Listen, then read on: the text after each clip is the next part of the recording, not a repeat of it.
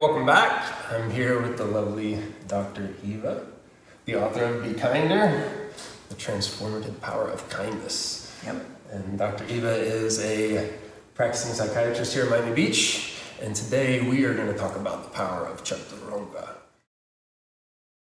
This question that comes up for a lot of yogis: why is Chaturanga so hard? See, a lot of yogis struggle with this and look to the yogi next, look to the right.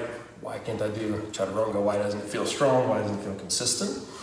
And most yogis assume that this is because of lack of strength in the arms.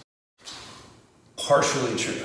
So yes, arm strength has a lot to do with the Chaturanga, obviously, but more in the yogic sense, what we're looking for is containment, and not only in the arms, but containment and awareness here in the core. And when we talk about the core, we're talking about everything from our knees up to the chest. To keep that engaged, to keep the spine nice and long, to make your Chaturanga nice and strong. So stick around, let's practice.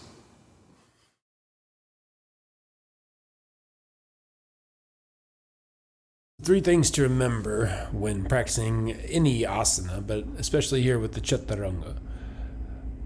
One, of course, is awareness of your breath. So be sure to breathe nice and smooth, long inhales to extend through the body, extend through the spine, and then create containment with the breath by really lengthening your breath in and your breath out and drawing the navel up and in to contain the core.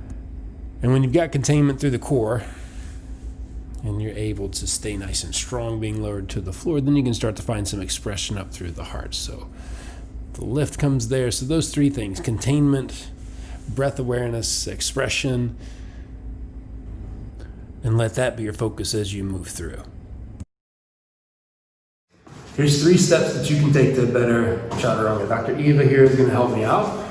Like I said, what we really want to focus on is containment through the core. So these muscles to these muscles, awareness of the breath, and proper alignment in the body. So Dr. Eva, if you would please come on into downward facing dog for me. Hands out in front, tuck your toes, lift your hips. And make sure you have a nice stable foundation here, so spread your fingers wide. Try not to grip your toes. Okay, spread your toes out, very good. And build your shapes always from the ground up. So push through your hands. And push down through the inner heels a bit more.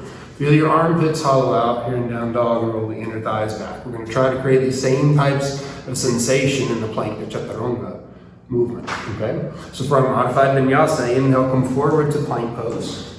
And first she's gonna find her shape, right? So there's just a bit of a puff up here between the shoulder blades, a slight anterior tilt to her pelvis, and that same thing from down dog, that sense of hollowing out the armpits and the roll up the inner thighs. Now breathe in, dog. She's gonna take a breath and come forward a bit through her heart, lower her knees to the floor. And cross the ankles to create a little more resistance in the triceps and core stability. Bring the chest forward a bit so the elbows stay right on top of the wrist, and lower all the way to the floor nice and slow with a nice long shape. So Dandasana, staff posture, good. And show them cross your legs. Lift the heart gently into cobra pose with the breath in. And exhale back. Nice and contained through the hips, through the core, to downward facing dog. So that's your first step to better Chaturanga, is creating that awareness, slowing down, modifying the shape. Okay. Second step is to increase your challenge. So you'll take a block, put it right in between your hands and downward facing dog. And she's not quite as tall as me, so we're going to bring it down a bit. She's going to use this as a guide, just to tap her chest and come forward. Inhale to plank pose, dog. Good. Knees down, across the ankles.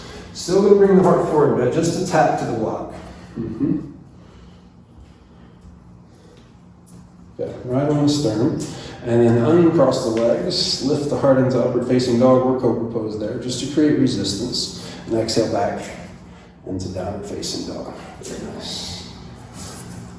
Step 2, create resistance for yourself, create muscle memory with the block, keep the alignment, keep the containment, keep the breath awareness, and once you bring that together, you can start to keep your knees off the floor. So breathe in, come forward to plank pose.